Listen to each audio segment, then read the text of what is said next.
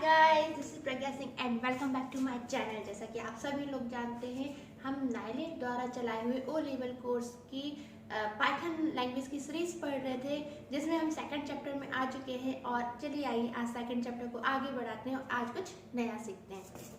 Guys, कल तक आपने एल्गोरिथम लिखना सीखा था कि 2 नंबर के एडिशन का हम एल्गोरिथम किस तरीके से लिख सकते हैं। जो आप एल्गोरिथम होती है वो क्या होती है? स्टेप बाय स्टेप प्रोसीजर होता है किसी भी सॉल्यूशन को या किसी भी प्रॉब्लम को सॉल्व करने का, ठीक है। यानी क्रमबद्ध समाधान लिखते हैं हम किसी भी समस्या को हल करने का। तो यदि हमने कल देखा था कि यदि 2 नंबर को जोड़ने का हमको कोई सॉल्यूशन लिखना है तो वो हम किस तरीके से लिख सकते हैं। ये हमने क्या लिखा था? सॉल्यूशन लिखा था, ठीक है। अब हम देखते हैं जो हमने सॉल्यूशन लिखा था ये कंप्यूटर की मेमोरी में किस तरीके से कार्य करता है। तो कंप्यूटर की मेमोरी में कार्य करने के लिए हम एक काम करते हैं, कंप्यूटर का छोटा सा यहाँ पे डायग्राम बनाते हैं और कंप्यूटर की मेमोरी का भी एक छोटा सा डायग्राम बनाते हैं जिसके द्वारा ये पूरा कार्य हो पाएगा, ठीक है। देखिए, कंप्यूटर पे आप कार्य करें तो ये मान लीजिए आपकी क्या है, कंप्यूटर की स्क्रीन है, ठीक। ये सिस्टम की स्क्रीन है जिसको हम मॉनिटर भी बोलते हैं, ओके। और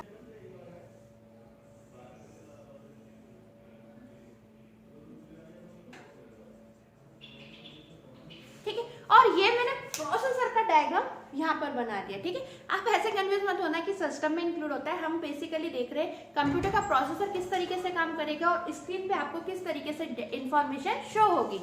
इसलिए हमने मॉनिटर अलग बनाया और कंप्यूटर की मेमोरी की लोकेशंस अलग से बनाए, ठीक है। अब आप सब जानते हैं हमने एल्गोरिथम लिखी है, यानी हमारी समस्या का एक क्रमबद्ध सॉल्यूशन हमने लिखा है, ठीक है।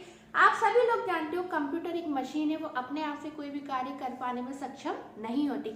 वो उसी अकॉर्डिंग काम करती है जिस अकॉर्डिंग यूजर उसको डेटा या इंफॉर्मेशन देता है। यानी जिस प्रकार यूजर उसको इंस्ट्रक्शंस दे रहा है वैसे वो काम कर रही है।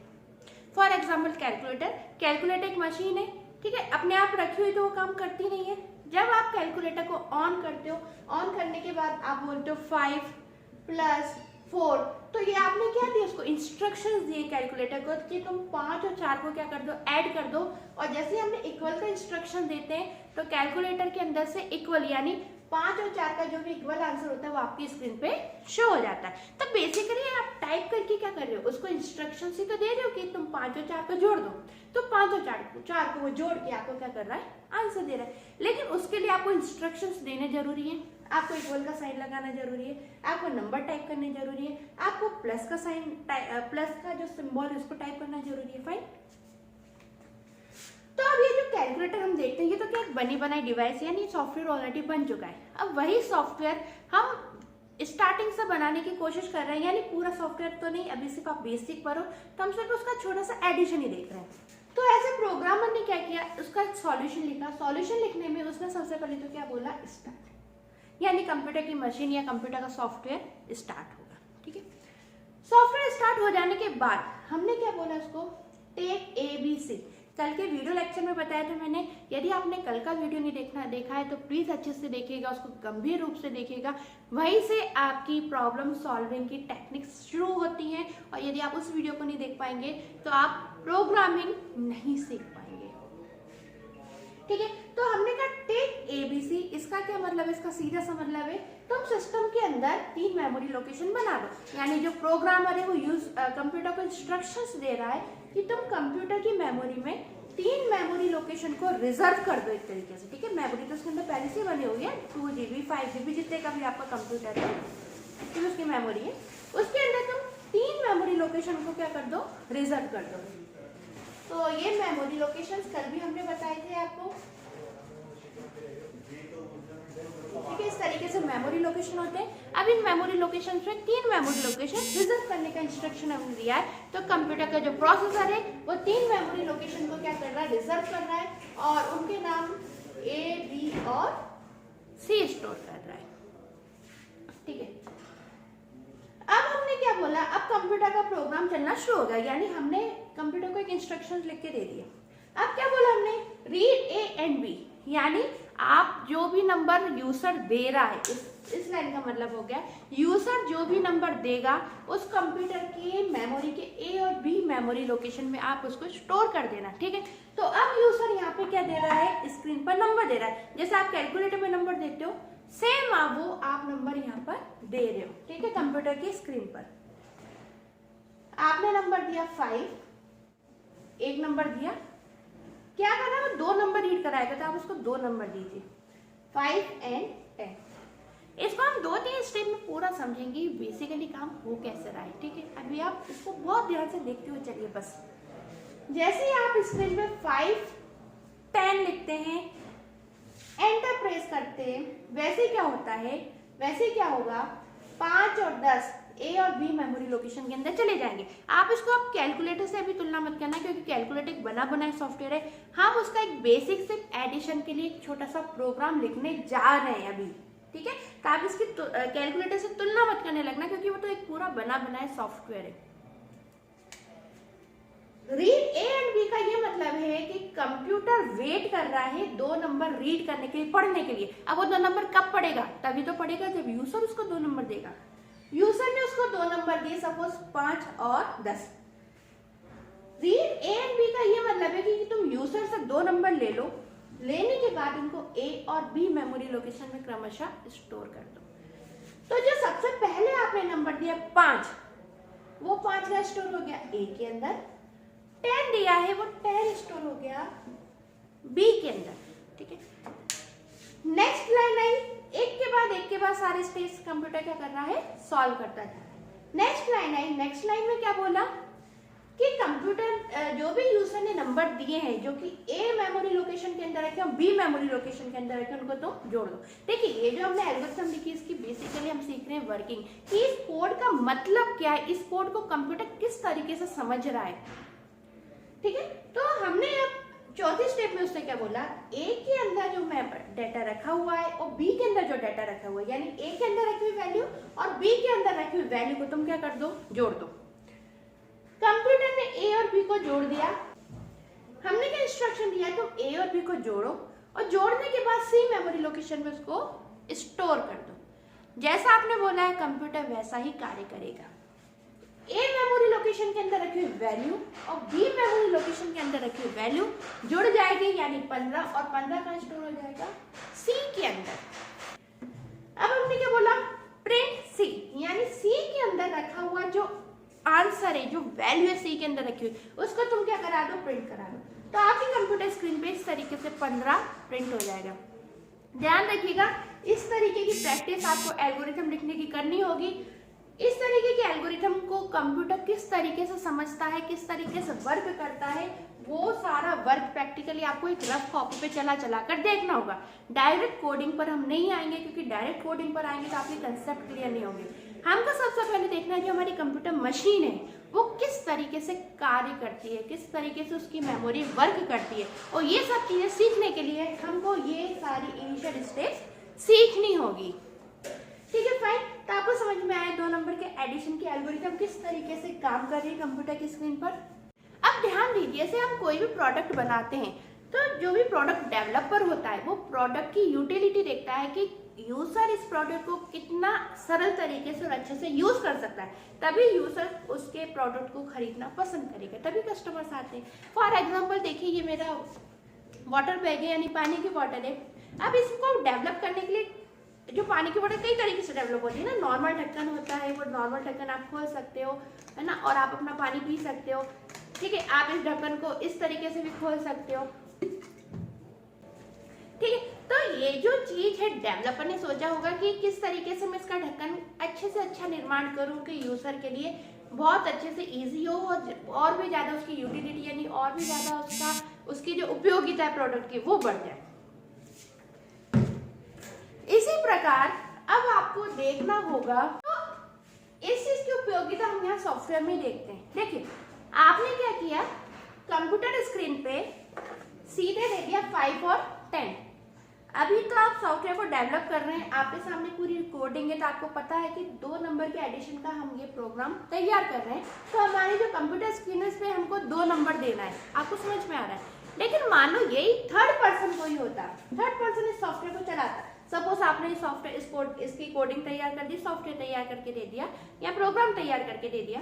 अब ये ब्लैंक स्क्रीन दिख रही है, ब्लैंक स्क्रीन से थर्ड पर्सन को या अन्य पर्सन को ये समझ में नहीं आने वाला कि हमको यहाँ पे 2 नंबर देने हैं जिसको कंप्यूटर जोड़ेगा और हमको आंसर पुट करेगा, राइट। तो सॉफ्टवेयर कैसा होना चाहिए? सॉफ्टवेयर ऐसा होना चाहिए इसको मल्टीपल पर्पस हो, यानी हर कोई उसको यूज कर सके इजीली। तो सीधी सी बात है, अगर आप 2 नंबर के एडिशन का सॉफ्टवेयर बनाना चाहते हैं तो उसको और भी सुंदर कैसे बना सकते हैं? ऐसे बना सकते हैं कि ऐसे आउटपुट स्क्रीन है, ये स्क्रीन है, स्क्रीन पे यदि आपको नंबर एंटर करवाना है तो कंप्यूटर एक मैसेज दे, कंप्यूटर बोले एंटर फर्स्ट नंबर। ध्यान से सुनिएगा, कंप्यूटर बोलेगा एंटर फर्स्ट नंबर। ये अब हम देखने जा रहे हैं ना, मतलब और भी उपयोगिता बढ़ा रहे हैं अपने सॉफ्टवेयर की। तो पहले उपयोगिता बढ़ाने के लिए आपको एज्यूम तो करना होगा कि हम कैसे कंप्यूटर का सॉफ्टवेयर और भी कैसे हम कंप्यूटर का सॉफ्टवेयर डेवलप करें कि उसकी उपयोगिता और भी ज्यादा बढ़ जाए। तो यदि हम लिखते हैं एंटर फर्स्ट नंबर, और यदि ये सॉफ्टवेयर ऐसे चलता है कि सॉफ्टवेयर आपने ओपन किया और कंप्यूटर स्क्रीन बोल दी एंटर फर्स्ट नंबर, तो इस कंडीशन में आप एंटर करो फर्स्ट नंबर, फिर कंप्यूटर बोले एंटर सेकंड नंबर, और फिर आप एंटर करो सेकंड नंबर, फिर कंप्यूटर आंसर दे बोले आंसर इज 15। तो जो आपने सॉफ्टवेयर पहले निर्माण किया था जिसमें ब्लैंक स्क्रीन थी, आप डायरेक्ट इसमें 5 और 10 नंबर देते हो, 15 आंसर दे देते हैं, ये ज्यादा बेटर था, या इस तरीके का यदि हम डेवलप करते हैं सॉफ्टवेयर वो ज्यादा बेटर होगा। सिंपल सी बात है, यही वाला सॉफ्टवेयर ज्यादा बेटर होगा, ठीक है। इसको बिल्कुल आप सिंपल तरीके से समझ लीजिए, जैसे कि आप एडमिट कार्ड निकालने जाते हैं अपनी परीक्षा के लिए। तो जब आप एडमिट कार्ड निकालने जाते हैं तब बेसिकली आपके जो सॉफ्टवेयर चालू करते हैं एडमिट कार्ड के लिए, वेबसाइट ओपन करते हैं, तो आपके पास यहाँ ऑप्शन आता है एंटर यूर एप्लीकेशन नंबर, ठीक है, या फिर ऑप्शन आता होगा enter your date of birth, इस तरीके से ऑप्शन आता होगा। फॉर एग्जाम्पल आपने ये सॉफ्टवेयर ओपन करते हैं और यहाँ पे सपोज एंटर एप्लीकेशन नंबर और एंटर डेट ऑफ बर्थ नहीं लिखा हुआ, सॉफ्टवेयर बकायदा काम कर रहा है, सॉफ्टवेयर के अंदर आप यहाँ पे अपनी एप्लीकेशन नंबर लिख सकते हैं, डेट ऑफ बर्थ लिख सकते हैं, आपको एडमिट कार्ड मिल जाएगा। लेकिन अगर आपको ये ऑप्शन ही नहीं दिखेगा तो आपके लिए वहां से एडमिट कार्ड निकालना कितना मुश्किल हो जाएगा, होगा या नहीं। तो सॉफ्टवेयर की उपयोगिता कहाँ से बढ़ रही है? जब कंप्यूटर हमको कुछ ना कुछ स्क्रीन पर डिस्प्ले करके दे रहा है और जो चीज उसने स्क्रीन पर डिस्प्ले करके दी है उस अकॉर्डिंग हम क्या कर रहे हैं, उसके आंसर्स दे रहे हैं। तो देखिए ये सारी चीजें आपको अपने दिमाग में बिठानी होगी, सोचना समझना होगा, अपने आइडियाज जनरेट करने होंगे कि किस तरीके से हम अपने सॉफ्टवेयर प्रोडक्ट को सुंदर और उपयोगी बना सकते हैं, ठीक है। तो सॉफ्टवेयर डेवलप को आप बिल्कुल ऐसे ही देख लीजिए जैसे कि कोई टेलर होता है, वो कपड़े सिलता है, तो उसके सामने हम कई बार एक कैटलॉग दिखा के आते हैं, पिक्चर दिखा के आते हैं कि हमें इस तरीके का ये कपड़ा सिलवाना है, ठीक है। आउटपुट टेलर के सामने होता है एक, और उस अकॉर्डिंग वो क्या करता है, आपका कपड़ा तैयार करता है। इसी अकॉर्डिंग सॉफ्टवेयर कैसा होना चाहिए, किस तरीके से वो दिखना चाहिए, वो सारी चीजें आपके माइंड में होनी चाहिए। फिर उसी के अकॉर्डिंग आप क्या करोगे, इस कोड को तैयार करोगे, क्योंकि जैसा आप ये कोड तैयार करोगे वैसा ही कंप्यूटर कार्य करेगा। ध्यान रखिएगा इस बात को, ठीक है। तो हम इस तरीके का सॉफ्टवेयर चाहते हैं, तो अब हम अपना जो एल्गोरिथम है इसको और सुधार करते हुए सॉफ्टवेयर के अकॉर्डिंग बनाने की कोशिश करते हैं, ठीक है। तो अब इस सॉफ्टवेयर को हम यहाँ पे इसके अकॉर्डिंग कोडिंग लिखना शुरू करते हैं। देखिए हमारी ये कोडिंग भी काम कर रही थी, लेकिन ये कोडिंग उतनी अच्छा इफेक्ट नहीं डाल रही थी जितना अच्छा इफेक्ट ये वाली कोडिंग आपके सॉफ्टवेयर की हो सकती है, ठीक है। तो अब हम इस कोडिंग के अकॉर्डिंग देखना शुरू करते हैं। देखिए पहले इसलिए मैंने आपको रफली बताया क्योंकि आपको जितना हो सके उतना छोटे से छोटे कोड, सरल से सरल कोड बताए, फिर उसकी बताऊं कि ऐसा करने पर आपको क्या क्या दिक्कतें आ सकती हैं, क्या क्या उस प्रोडक्ट में खराबी हो सकती है, उसको फिर हम किस तरीके से सुधार कर सकते हैं। इसलिए मैंने आपको इस तरीके से लॉजिक पर, इस तरीके से कंसेप्ट पर लेकर चल रही हूँ। तो चलिए हम इसके अकॉर्डिंग यहाँ पे इंस्ट्रक्शंस को लिखना शुरू करते हैं। देखिए यहाँ पे इंस्ट्रक्शन में सबसे पहला तो हमने क्या लिखा, स्टार्ट। कोई दिक्कत नहीं, आपको स्टार्ट तो लिखना ही होगा क्योंकि कोई भी सॉफ्टवेयर तभी काम करेगा जब आप उसको स्टार्ट करोगे, उसको रन करना शुरू करोगे। सेकेंड स्टेप में हमने लिखा टेक ABC। टेक ABC में भी कोई प्रॉब्लम नहीं है क्योंकि आपको मेमोरी लोकेशन तो सबसे पहले बताना ही होगा कि कितने मेमोरी लोकेशन का आप सॉफ्टवेयर बना रहे हो, यानी आप जो सॉफ्टवेयर बना रहे हो उसमें कितने मेमोरी लोकेशन लगेंगे कंप्यूटर को कार्य करने में, यानी प्रोसेसर को प्रोसेस करने में। वर्किंग बेसिकली शुरू होती है यहाँ से थर्ड पॉइंट से, यहाँ से हमको करने होंगे चेंजेस। ठीक है, अब क्या चेंजेस करने होंगे देखते चलिए।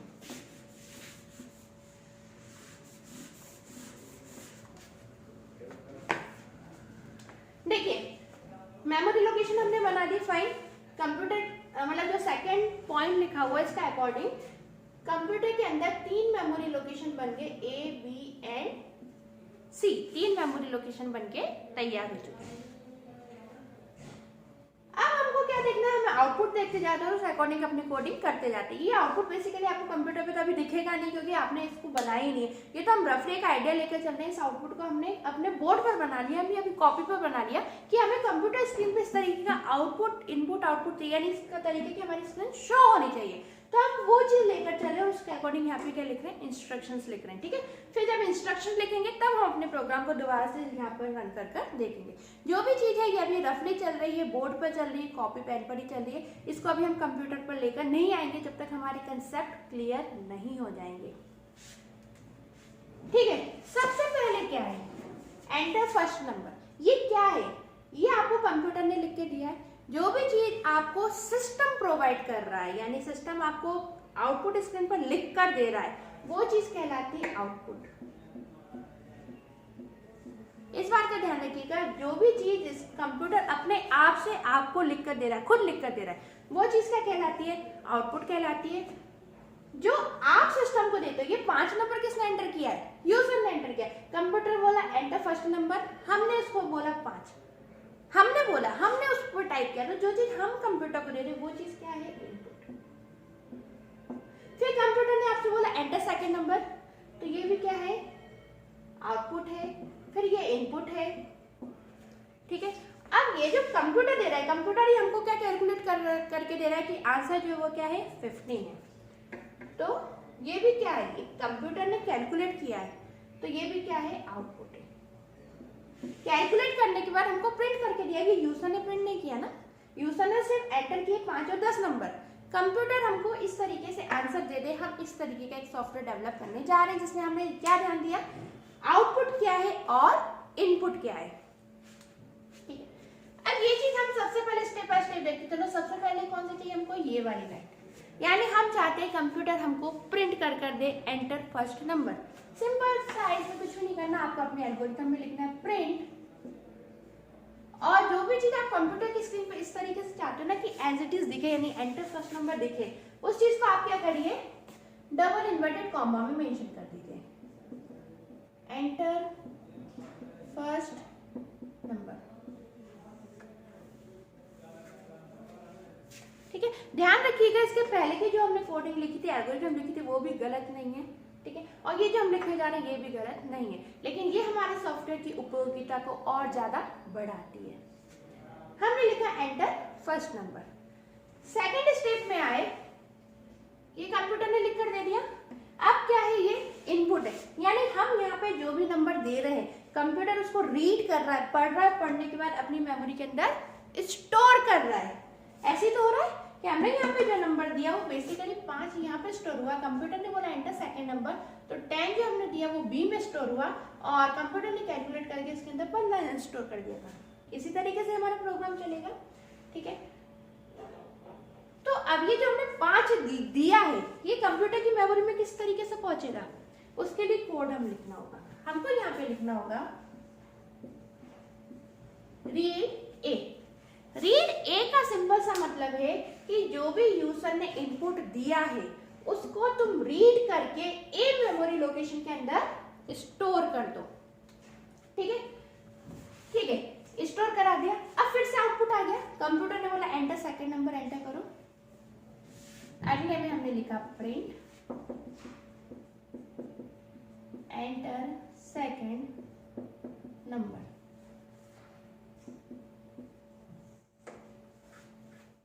ठीक है, तो जैसे आप लिखते हो प्रिंट एंटर सेकंड नंबर, यानी कंप्यूटर क्या कर रहा है, अब ये वाली लाइन प्रिंट कराएगा। देखो स्टेप बाय स्टेप ही चलेगा। आपने जिस तरीके का आउटपुट इनपुट जो भी स्क्रीन एज्यूम की है उसको आप यहाँ पे स्टेप बाय स्टेप लिखते हुए चल रहे हैं, बस ये मानिए। ठीक है, तो कंप्यूटर क्या बोल देगा आपको, एंटर सेकंड नंबर, यानी आउटपुट दे दिया उसने, प्रिंट करवा दिया। अब आप क्या कर रहे हो, उसको सेकंड नंबर दे रहे हो 10।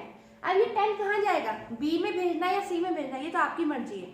ठीक है, तो आप यहाँ आप कहाँ भेजना चाहते हो इसको, बी के अंदर, तो आपने लिख दिया यहाँ पे रीड बी। ध्यान रखिएगा जिस अकॉर्डिंग आप इंस्ट्रक्शन दे रहे हो कंप्यूटर वैसे ही काम करेगा। कंप्यूटर के अंदर जैसे ही आपने रीड बी दिया, इसका मतलब जो भी इनपुट यहाँ पे यूजर देगा वो इनपुट कहाँ स्टोर हो जाएगा, बी मेमोरी लोकेशन में। ठीक है, अब आप बोल दीजिए उसको कंप्यूटर को, अब कंप्यूटर आंसर इज सी यानी आंसर इज 15, ऑटोमेटिक अपने आप तो देगा नहीं। कोई भी चीज कंप्यूटर के अंदर स्टोर होने के बाद अब दिमाग के अंदर क्या होगी, प्रोसेस होगी। मैंने आपसे कहा 5 और 10 को जोड़ो, तो 5 और 10 आपके दिमाग में पहले स्टोर हुए। अब हम तो ह्यूमन बीइंग है, हमको बताने की जरूरत नहीं कि 5 को यहाँ स्टोर करो या 10 को यहाँ स्टोर करो, बट कंप्यूटर को बताने की जरूरत है कि जो यूजर इनपुट दे रहा है उसको तुम किस मेमोरी लोकेशन पे ले जाके स्टोर करोगे। ठीक है, अब कंप्यूटर ने स्टोर कर दिया, 5 यहाँ स्टोर कर देगा, 10 को यहाँ स्टोर कर देगा। उसके बाद अब सिस्टम क्या करेगा, प्रोसेसिंग करेगा। अब क्या प्रोसेसिंग करनी, कंप्यूटर को क्या पता, कंप्यूटर एक मशीन है, तो आपको अब बताना होगा कि उसको क्या प्रोसेसिंग करनी है, यानी उसको क्या वर्क करना है। तो नाउ 7th स्टेप, इसमें आप उसको बता दीजिए कि हमने जो ए मेमोरी लोकेशन के अंदर डेटा दिया है और बी के अंदर जो डेटा एंटर करवाया है रन टाइम पर, यानी यूजर के द्वारा जो भी डेटा एंटर करवाया है उसको तुम क्या करो, जोड़ दो, और जोड़ने के बाद उसको सी के अंदर स्टोर कर दो। ये लिखने का तरीका होता है हाई लेवल लैंग्वेज में कि जो भी चीज आपको इवैल्यूएट करवानी है यानी कैलकुलेट करवानी है, इसको राइट हैंड साइड लिखिए, यानी आप बताइए ए के अंदर डाटा जो है और बी के अंदर जो डाटा है उसको तुम जोड़ो। जोड़ने के बाद इक्वल लगाना होगा आपको इधर लेफ्ट हैंड साइड, और कहाँ पुट करवाना है इस वैल्यू को, सी के अंदर, यानी तुम ए और बी को जोड़ो, उसको सी के अंदर क्या करवा दो, स्टोर करवा दो। स्टोर करवा दिया, जब स्टोर होगा सी के अंदर तभी यहाँ पे 15 स्टोर होगा। यदि यहाँ पे 15 स्टोर नहीं होगा तो कंप्यूटर कैसे बताएगा कि आंसर 15 है। अब सी के अंदर डाटा क्या हो गया, स्टोर हो गया, तो आप यहाँ पे क्या लिख दो, 8 प्रिंट आंसर इज। ठीक है, आपको क्या लिखना होगा, प्रिंट आंसर इज। देखिए आंसर इज कंप्यूटर ऐसा क्या ऐसे लिख के दे रहा है, इसमें कोई दिक्कत नहीं है, लेकिन ये 15 कब दे रहा है, जब उसने कैलकुलेट किया ए और बी के अंदर रखी हुई वैल्यू को कैलकुलेट किया, उसको सी के अंदर स्टोर रखा। ध्यान रखिएगा कभी भी किसी भी मेमोरी लोकेशन के अंदर रखी हुई वैल्यू प्रिंट करानी है तो कभी भी आप डबल इन्वर्टेड कॉमा में उसको नहीं लिखोगे। ठीक है, आपको कॉमा लगाना होगा और यहाँ पे क्या लिखना होगा, सी, यानी हमें किसकी वैल्यू प्रिंट करानी है, सी के अंदर रखी हुई वैल्यू को प्रिंट कराना है। प्रिंट कराने के बाद आप कुछ और है क्या प्रोग्राम में, कुछ भी नहीं है, तो आप 9th स्टेप में जाइए, अपने प्रोग्राम को एंड कर दीजिए। ठीक है, आपने ये रफली एक दिमाग में आइडिया लेकर चले, आपने एक बोर्ड पर बना दिया और उसके अकॉर्डिंग आपने क्या कर दिया, एल्गोरिथम तैयार कर दिया। अब हम देखते हैं कि ये एल्गोरिथम कंप्यूटर पे किस तरीके से वर्कआउट कर रही है। चीज ये इसको मैं थोड़ा सा आपको और अच्छे से प्रैक्टिकली एक्सप्लेन कर देती हूँ ताकि आपको ये एल्गोरिथम लिखना अच्छे से आ जाए। इसके बाद हमको कई सारे एल्गोरिथम लिखनी है जो कि टफ फॉर्मूले पर आएगी, ये तो एकदम इजी फॉर्मूला है।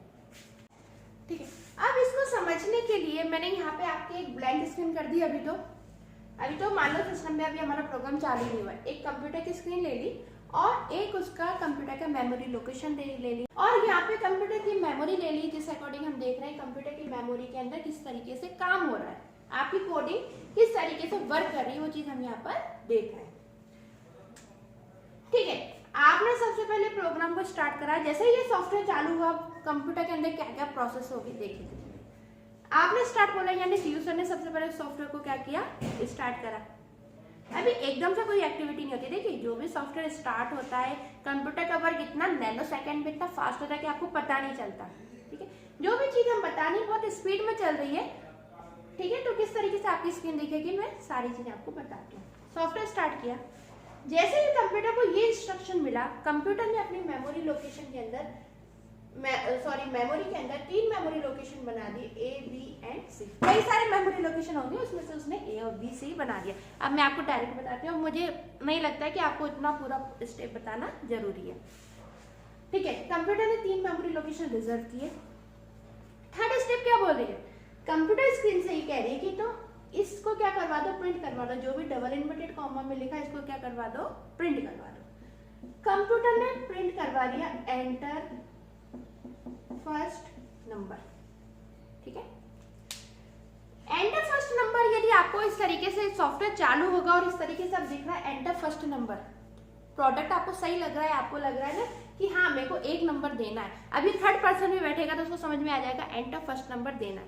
ये देखिए जब आपने सॉफ्टवेयर चालू किया तब आपको बेसिकली स्क्रीन जो है वो ऐसे दिखेगी, ठीक है। ये तो हमने स्टार्टिंग में प्रोसेस बता दी, कंप्यूटर स्टार्ट होगा, स्टार्ट होते ही फटाफट एबीसी के 3 मेमोरी लोकेशन डेवलप कर देगा और जो स्क्रीन आपके सामने आएगी वो इस तरीके से आएगी, ऐसा नहीं होगा, ठीक है, कि स्क्रीन आ गई फिर आप खुद लिख रहे हो। ये तो हम बता रहे हैं कि जैसे स्क्रीन आएगी कंप्यूटर इस तरीके से आपको आउटपुट देगा। क्यों? क्योंकि यूजर ने इंस्ट्रक्शंस लिखी है प्रिंट एंटर फर्स्ट नंबर, तो जो भी चीज आपने डबल इन्वर्टेड कॉमा में लिखी है कंप्यूटर एज इट इज आपको प्रिंट करके देगा। यानी आप सॉफ्टवेयर रन करोगे, कंप्यूटर नैनो सेकेंड्स में सारे काम कर देगा और आपको इस तरीके का आउटपुट सबसे पहले स्क्रीन पे शो करेगा। अब देखिए अगली स्टेप क्या बोलिए, रीड ए। ये क्या है? रीड जहां हम लिख रहे हैं ये है इनपुट, यानी अब कंप्यूटर की स्क्रीन में अभी कुछ भी काम नहीं होगा, ये कंप्यूटर वेट कर रही है यूजर से इनपुट लेने के लिए, क्योंकि हमने इंस्ट्रक्शन किया गया रीड ए। रीड ए का मतलब यूजर ने जो भी डाटा दिया उसको तुम रीड करो। तो यूजर जब तक डाटा नहीं देगा कंप्यूटर उसको रीड ही नहीं कर सकता, तो रीड नहीं करेगा तो वो आगे नहीं बढ़ेगा। कंप्यूटर आपके इन्हीं इंस्ट्रक्शन के अकॉर्डिंग क्या है काम करता जा रहा है। उससे अगला इंस्ट्रक्शन क्या मिल रहा है, रीड ए, यानी तुम यूजर से एक वैल्यू को रीड करो।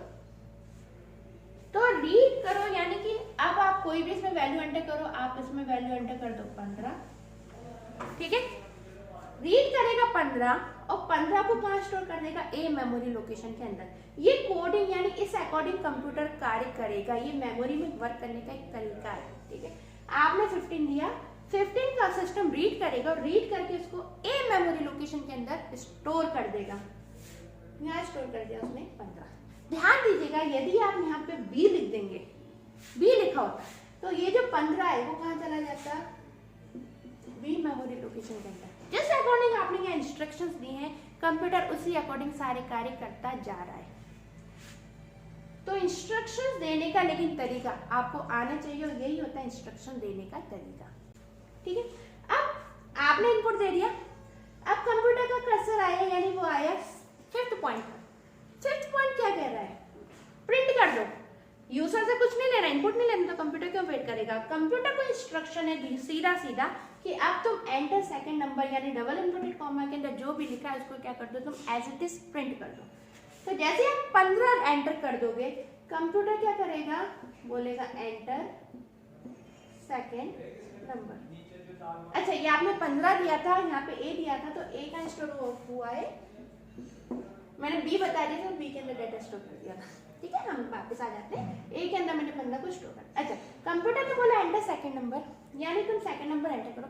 आप अपनी मर्जी से कोई सा भी नंबर एंटर करते हो, ऐसा नहीं हो यहाँ पे 15 करो तो आपको 15 करना, आप कोई सा भी नंबर यहाँ पे एंटर करवा सकते हो। तो सपोज यूजर ने एंटर सेकंड, हाँ एंटर सेकंड नंबर, उसके बाद नेक्स्ट स्टेप क्या आ रही है, रीड बी, यानी अब तुम यूजर से डाटा इनपुट लो। इनपुट लेने के लिए वो क्या कर रहा है, आपका वेट कर रहा है, ठीक है। यानी अब तुम यूजर से एक नंबर ले लो और नंबर लेने के बाद उसको बी मेमोरी लोकेशन के अंदर स्टोर कर दो। ये हमने कंप्यूटर को इंस्ट्रक्शन दिया है। तो एंटर सेकंड नंबर ये कंप्यूटर ने दिया है, अब आप इसको कोई नंबर दे रहे हो, यानी आप इसको इनपुट दे रहे हो, तो कोई सा भी नंबर दे दीजिए। सपोज मैंने दे दिया 5, ठीक है। अब 5 के लिए हमने क्या बोला, 5 को कहाँ लेके जाना है, उसको 5 को रीड करना और रीड करके कहाँ स्टोर करना है, बी के अंदर। तो उसने 5 को स्टोर कर दिया बी के अंदर। अब अगली स्टेप आई, अगली स्टेप में हमने क्या बोला, तुम ए के अंदर रखी हुई वैल्यू बी के अंदर रखी हुई वैल्यू को क्या कर दो, प्लस कर दो, और प्लस करने के बाद जो भी आंसर आ रहा है उसको तुम सी मेमोरी लोकेशन के अंदर स्टोर करा दो। प्रोसेसिंग कैलकुलेशन लिखने का यही तरीका है, आपको इस तरीके को ध्यान में रखना होगा हाई लेवल लैंग्वेज में, ठीक है। तो ए और बी के अंदर रखी वैल्यू को तुम ऐड कर दो, ऐड करके उसको तुम सी मेमोरी लोकेशन के अंदर स्टोर कर दो। सिस्टम में सेम काम किया, ए और बी की मेमोरी को ऐड करा, ऐड करने के बाद 20 को कहाँ स्टोर करा दिया, सी के अंदर। अब यहाँ पर आओ, एक स्टेप जैसा आपने कंप्यूटर को आदेश दिया, कंप्यूटर वैसे ही काम कर रहा है। आपने क्या आदेश दिया, प्रिंट कराओ। अच्छा प्रिंट क्या करवाना, जो भी चीज डबल इन्वर्टेड कॉमा में लिखी होती है वो एज इट इज प्रिंट हो जाती है, ठीक है। यदि आपने इसको ऐसे लिख दिया होता, ठीक है, मैं एक एग्जांपल बता रही हूँ आपको थोड़ा सा। यदि आपने प्रिंट लिखा होता आंसर इज सी, कंप्यूटर एक मशीन है, ह्यूमन बीइंग नहीं है, जैसा आपने निर्देश दिया वो पालन कर रही है। पालन में हमने क्या बताया कि प्रिंट के आगे जो भी डबल इन्वर्टेड कॉमा में लिखा वो एज इट इज प्रिंट कर देती है। इस कंडीशन में कंप्यूटर आपको आंसर दे देगा, आंसर यहाँ पे प्रिंट करवा देगा इज सी। आप ये थोड़ी ना आंसर चाहते, आप क्या चाहते हो, सी मेमोरी लोकेशन के अंदर रखा हुआ डाटा आपको यहाँ पे प्रिंट होता हुआ दिख जाए। तो जो भी चीज आप चाहते हो कि computer as it is print करे, यानी आंसर इसका एज इट इज प्रिंट करे, तो आंसर इसके बाद आप लगा दीजिए डबल इन्वर्टेड कॉम्स, उसके बाद लगाइए कॉमा, और कॉमा के बाद अब आपको लिखना होगा मेमोरी लोकेशन का नाम जिसकी आप वैल्यू प्रिंट कराना चाहते हो। तो कंप्यूटर क्या करेगा, डबल इन्वर्टेड कॉमा में जो लिखा है उसको एज इट इज प्रिंट किया उसने, आंसर इज। अब कॉमा के बाद क्या लिखा हुआ, आपको कॉमा लगाना होगा सी। इसका मतलब है जो भी चीज बिना डबल इन्वर्टेड कॉमा के लिखी होती है प्रिंट के आगे, इसका मतलब ये होता है उस नाम के मेमोरी लोकेशन के अंदर जो इन्फॉर्मेशन रखी हुई है, जो डाटा रखा हुआ है, उसको तुम प्रिंट करा दो। तो सी के अंदर क्या डाटा रखा हुआ है, 20। तो कंप्यूटर की जो मेमोरी है एक्चुअली में इस तरीके से काम करती है प्रोग्रामिंग में, और इस तरीके से इनपुट एंड आउटपुट आपको शो होता है। ठीक है, तो इसके लिए आपको ये पूरा कंसेप्ट, पूरा दिमाग लगाना होगा। आपको पहले एज्यूम करना होगा किस तरीके की स्क्रीन पे आपको डाटा चाहिए, किस तरीके से आप इनपुट दोगे, किस तरीके से आप सिस्टम से आउटपुट लोगे। ये पूरा दिमाग आपको खुद का लगाना होगा, खुद के आइडियाज नए नए जनरेट करने होंगे। ठीक है, अब जो भी दिमाग आप लोगों का सोया हुआ है उसको जगा लीजिए और इस तरीके से प्रोग्रामिंग के कंसेप्ट को सीखना शुरू करिए। ओके फ्रेंड्स, आज के वीडियो लेक्चर में इतना ही। इसके आगे हम नेक्स्ट वीडियो में कंटिन्यू करेंगे। वीडियो में बने रहिएगा, बहुत ध्यान से कंसेप्ट क्लियर कीजिएगा एल्गोरिथम एंड फ्लो चार्ट के। ओके फ्रेंड्स, नेक्स्ट वीडियो में फिर से नए कंसेप्ट के साथ मिलेंगे। तब तक के लिए bye bye and take care.